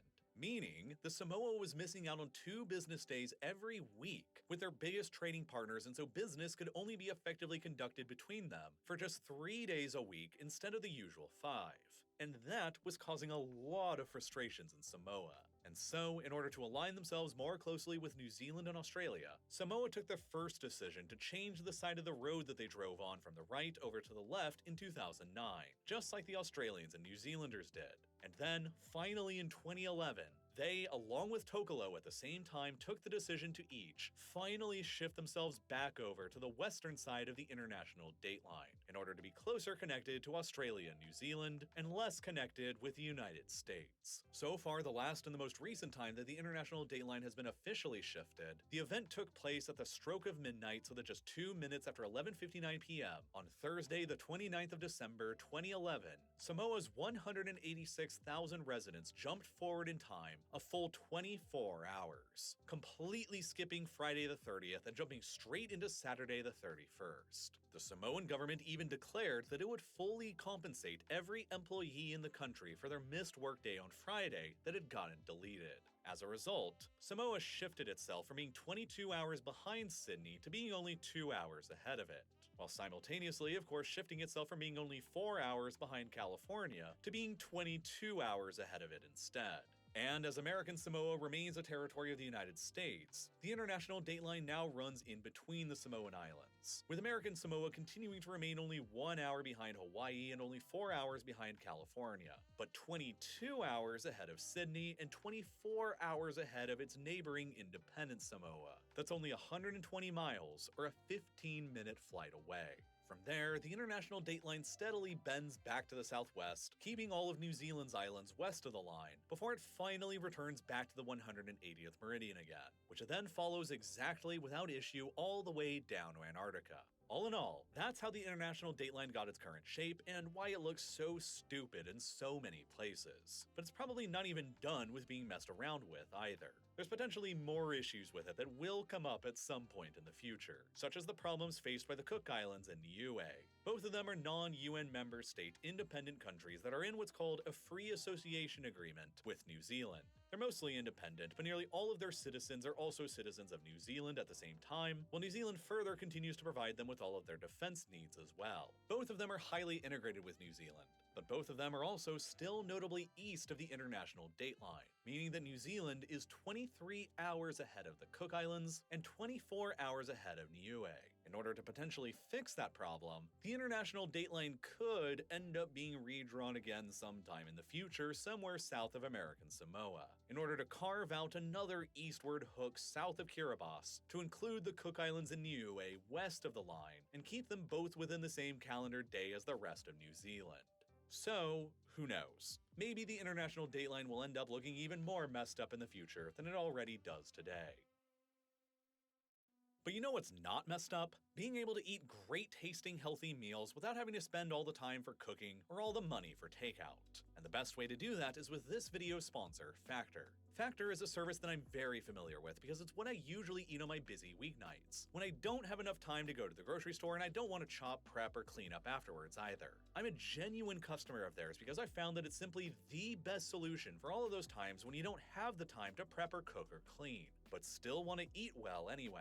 Factor's concept is pretty simple. You pick from any of dozens of options on their app, and then the next week an insulated box shows up on your doorstep with never frozen meals that you heat up in just 2 or 3 minutes, and that's literally it. They're owned by HelloFresh, and they've got the same great quality, but with a focus on serving as a solution for when you have even less time to prepare your meals. They've also got dozens of add-ons you can include to your orders as well, from breakfast options like delicious apple cinnamon pancakes, bacon and cheddar egg bites, and potato bacon egg and cheese skillets, or for an easy wellness boost, they've got refreshing beverage options like cold-pressed juices, shakes, and smoothies. All of which means that I get to just completely skip the grocery store altogether. So if you're ready to have amazing meals at home with completely minimal effort, head over to factor75.com by clicking the button that's here on your screen right now, or by clicking the link down below in the description, and use code RealLifeLore50 to get 50% off of your first Factor box. It's a great way to help support Real Life Lore and eat well at the same time.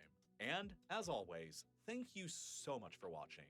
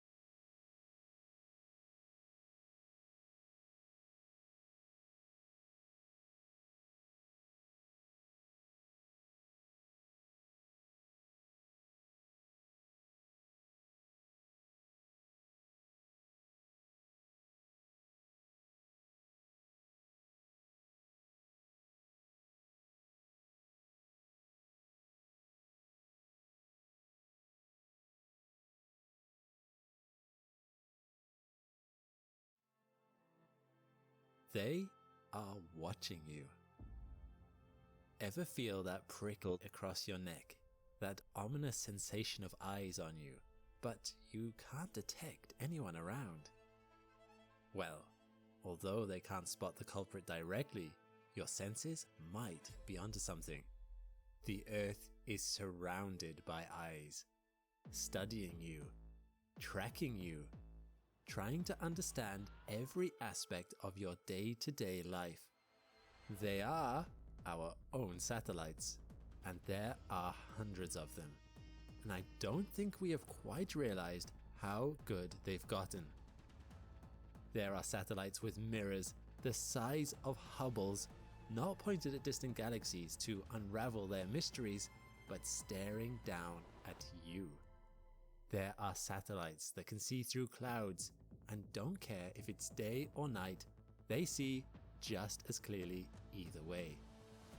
In this age of information, where companies are pushing for more and more data, and governments strive to keep track of criminals and threats, the thing that might be harder and harder to find is privacy. Are the benefits worth the cost? I'm Alex McColgan, and you're watching Astrum, and it is time to look out the nearest window and smile for the camera. There. Now, do you want to see how your picture turned out? In 1957, the number of artificial satellites in space first ticked up from 0 to 1. Sputnik 1 was launched by the Soviet Union, officially to practice their satellite deployment methods and to send test radio signals through the atmosphere, but also to show the world that they were winning the space race. The world, however, did not take long to catch up. In 2007, 50 years later, there were 912 active satellites orbiting the Earth. As a testament to how quickly the industry is growing, it took only 10 years for that number to reach 1,778. In 2022, the number hit 6,905. And this number is set to grow. The company SpaceX alone wants to eventually raise the number of active Starlink satellites to a whopping 42,000. In the next 10 years, there could be hundreds of thousands of satellites from various different countries and private organizations orbiting our planet. Of course, not all of these satellites are there for observation. Around half of the ones active right now are communication satellites.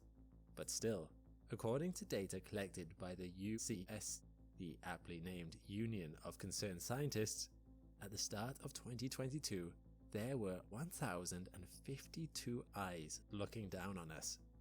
That's a lot of eyes. And they're getting sharper. Let's discuss spatial resolution. This is a measurement of how many meters on the ground are represented by a single pixel in a satellite-taken image.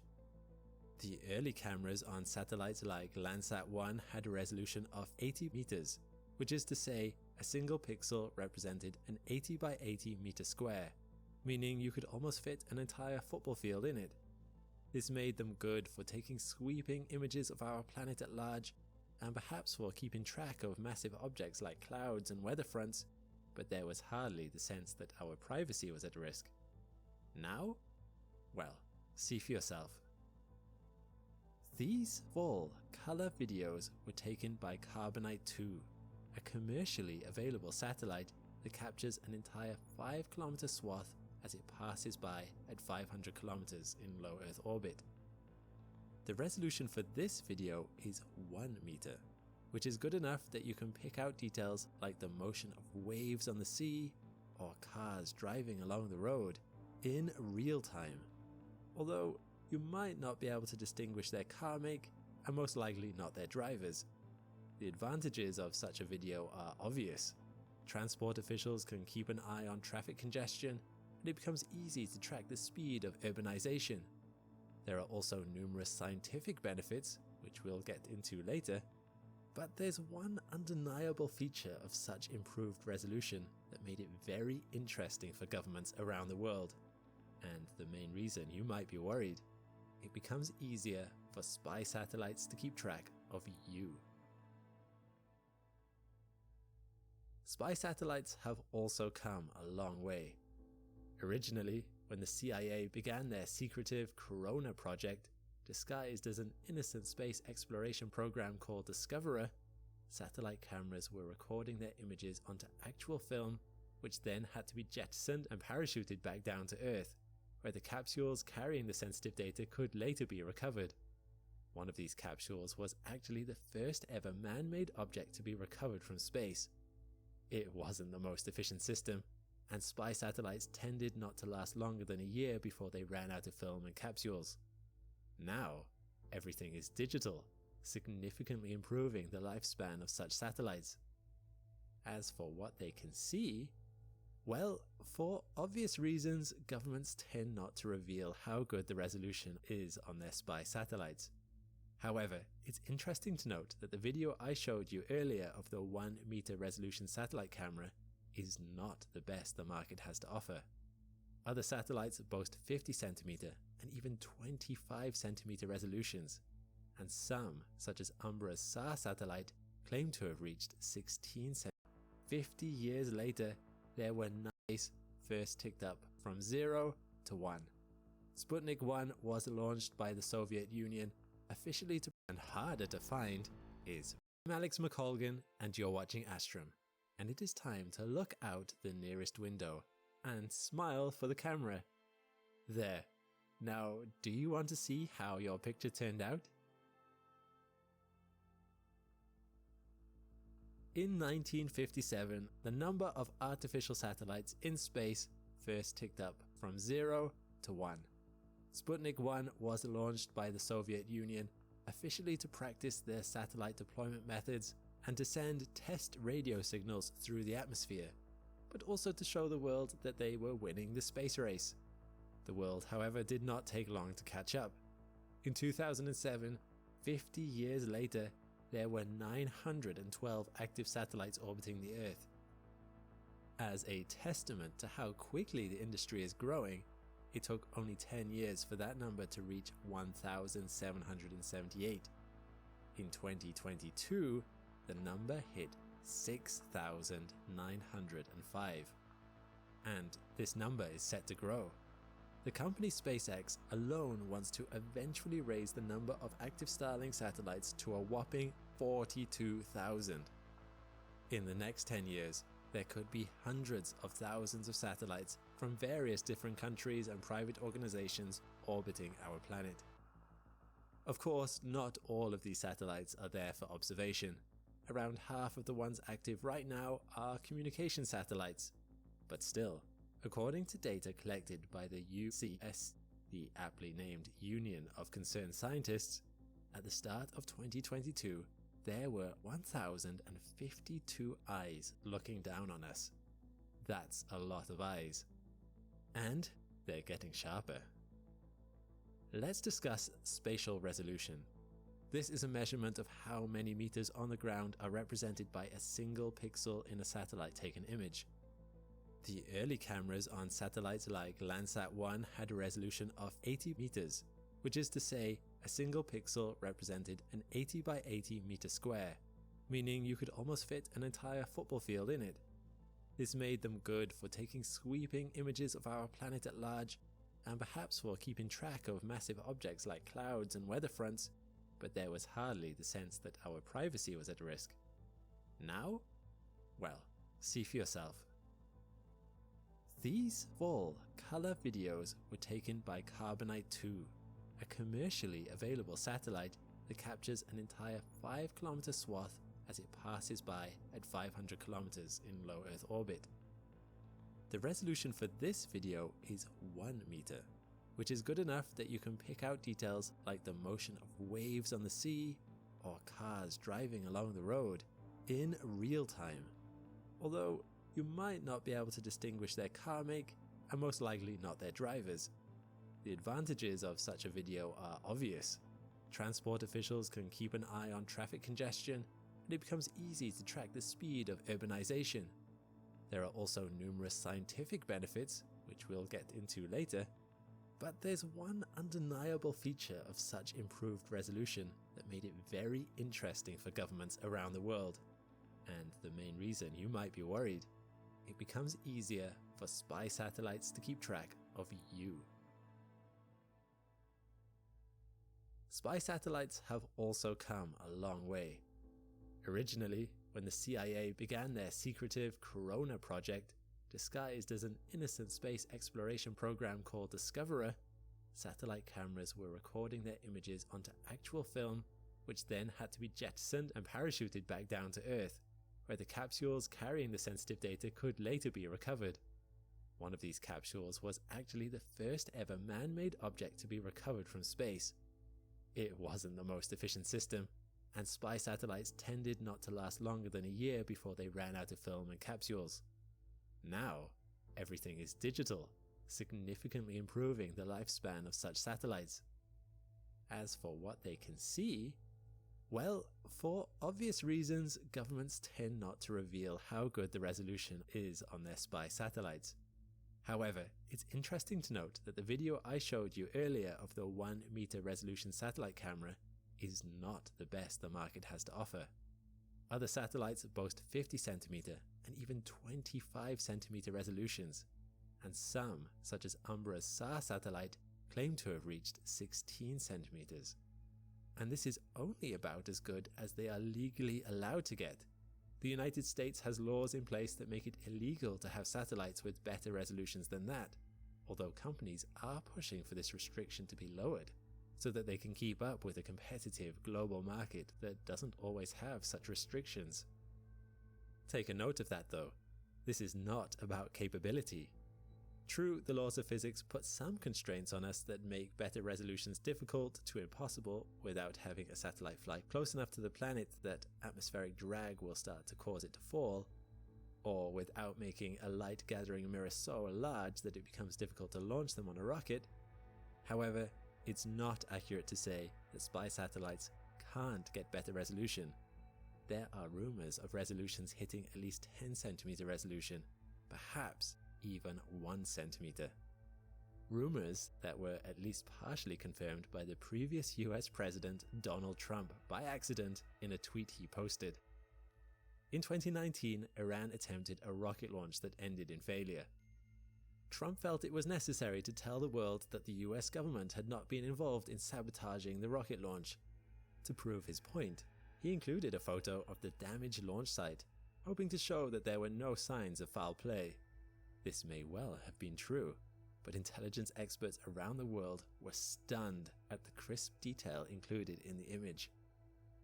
After analysis, it was revealed that the image had to have been at least 10 cm resolution, perhaps even better.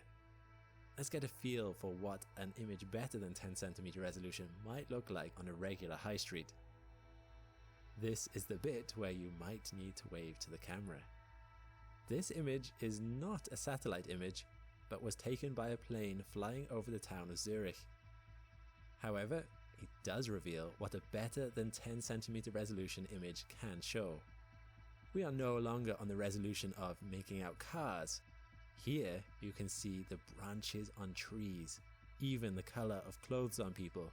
You can see a lot of detail.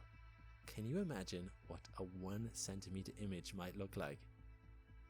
This represents technology that exists today. In fact, better technology is now out there.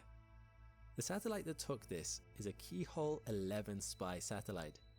A Keyhole 12 already exists, which amateur astronomers have managed to image in spite of official pictures naturally not being released to the public.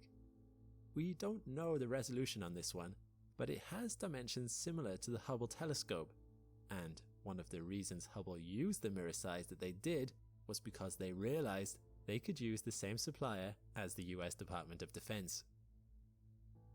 So there are potentially 11 additional Hubbles out there. Imagine how much further we would be if they were used for science instead of spying. We are also no longer in an era where cloud cover or nighttime can ensure privacy. Synthetic aperture radar imaging is capable of piercing through clouds, as the technology doesn't collect visible light, but instead sends down a radar pulse and then times how long it takes to bounce back. Done enough times over a wide area, with some sensitive equipment to discern the different times taken of different parts of the wave to return, S.i.R satellites can form detailed physical models of the ground and can even simulate having a much larger mirror than they can actually carry. Because they are not reliant on natural light but are sending their own pulses, these types of satellites can work during the night as well as the day. So, with all of this, you likely are starting to feel a little worried for your privacy.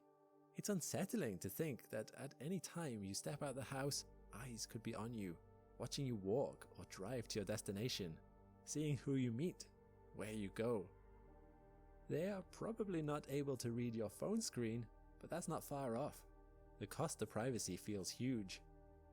If you live in a city like London, you may have been thinking this anyway with the number of cameras around, but even where there are no cameras, you aren't safe. However, it should be pointed out that satellites with decent resolution, although probably not at the 10cm mark, can be extremely beneficial for studying our planet. It's hard to list the benefits in full, but they include weather monitoring, studies of our climate, including sea level rises, CO2 levels in our atmosphere, tracking aerosol emissions, and seeing the current dimensions of the ice sheets, tracking surface temperatures, crop health, irrigation use, water quality. You can even use precise satellites with cloud penetration to see the hotspots on wildfires, giving firefighters a better chance at tackling blazes. Or we can better understand hurricanes, atmospheric dust clouds, and other disasters. In one incredible application, a NASA satellite intended to study cyclones was used to track locust swarms across eastern Africa, mapping out the most fertile, water-rich areas that locusts like to lay their eggs in or feed in during their juvenile forms. In so doing, they helped reduce swarms in Kenya in 2019, which was incredibly beneficial to farmers and the people whose food they supply. Perhaps the bit that feels uncomfortable is if it seems like the people watching us do not have our immediate benefits at heart. Studying the planet feels like a positive and worthy goal, and accurate data is helpful in that. However, it's also undeniable that businesses across the world would love to keep track of where people are shopping, population trends, and other metrics that allow them to better sell to customers, which is a goal you're less likely to want to sacrifice your own privacy for.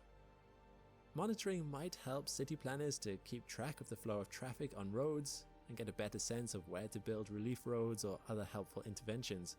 Spy and law enforcement agencies also, in fairness, do a lot of good. They stop terrorism and catch criminals. But it's scary to think that once the technology is here, if ever the government in possession of it decides to use it for more invasive goals, there's not much that can be done to stop them. At the end of the day, perhaps this is something inevitable